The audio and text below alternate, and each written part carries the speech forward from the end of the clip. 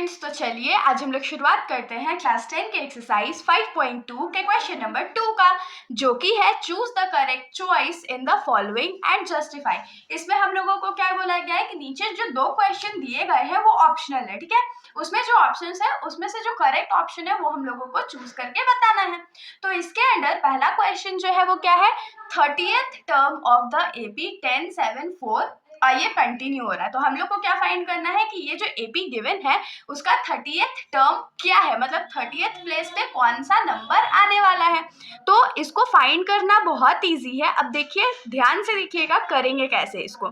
तो जैसे इसमें नंबर 1 है, हमारा एपी पहले लिख लेते हैं जो कि है 074, ऐसे करके ये कंटिन्यू हो रहा है ना, तो कंटिन्यू हो रहा है। तो यहाँ पर ए का वैल्यू ये हम लोगों को लॉजिकल लगाना है, अपना लॉजिक से बनाना है।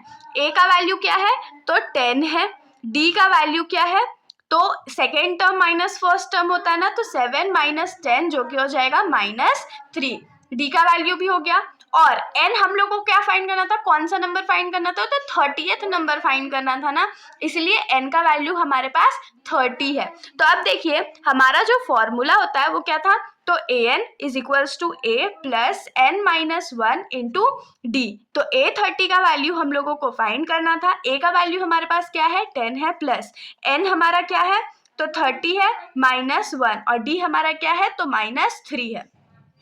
तो इज इक्वल्स टू क्या हो जाएगा, 10 प्लस 30 में से 1 जाएगा तो कितना बचेगा, 29, और यहाँ पर -3 बचेगा।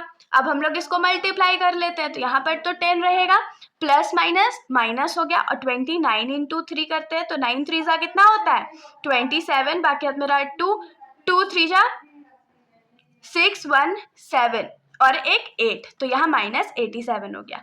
तो देखिए 10 जो है वो प्लस में है, 87 जो है वो माइनस में है, तो प्लस माइनस माइनस होता है, और क्योंकि 87 बड़ा है तो साइन माइनस का देंगे, और ये क्या हो जाएगा 77। इसीलिए हम लोग क्या लिखेंगे, therefore the option C is correct. आप लोग ऑप्शन में देख सकते हो कि ऑप्शन सी जो हमारा है वो -77 था, इसीलिए हमने ये फॉर्मूला यूज करके इसका आंसर एकदम फटाक से निकाल लिया। अब हम लोग आ जाते हैं इस क्वेश्चन के सेकेंड पार्ट पर।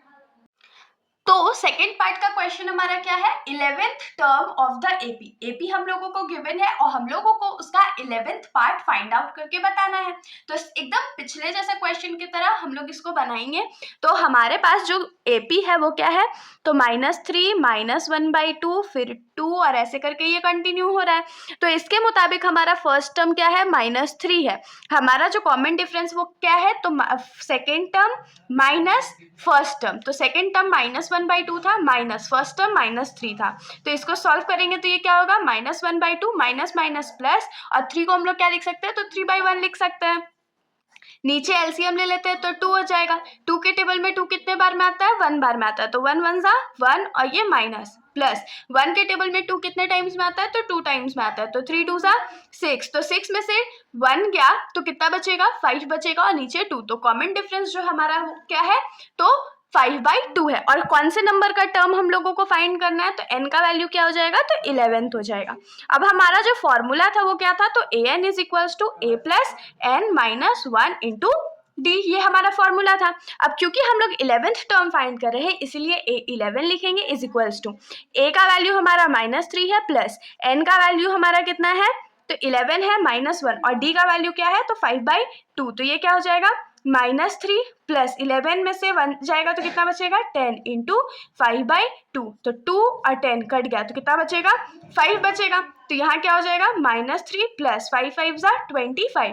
अब 25 में जब हम लोग 3 माइनस करेंगे तो हमारे पास बचेगा 22। तो हम लोग लिखेंगे a11 का वैल्यू कितना आ गया, 22, और ये हमारे ऑप्शन में था ना, ऑप्शन नंबर बी में, इसलिए लिखेंगे therefore the option B is correct. तो हमारा जो ऑप्शन बी है वो करेक्ट हो गया। तो इसके साथ हमारा ये जो सॉल्यूशन है यहीं पर खत्म हो जाता है। अगर आप लोगों को कोई भी डाउट हो तो आप लोग बेशक कमेंट सेक्शन में पूछ सकते हो, वरना अगर आप लोगों को वीडियो अच्छी लगी तो वीडियो को लाइक कर दीजिएगा और मेरे चैनल को बिना सब्सक्राइब किए कहीं मत जाइएगा। Thank you.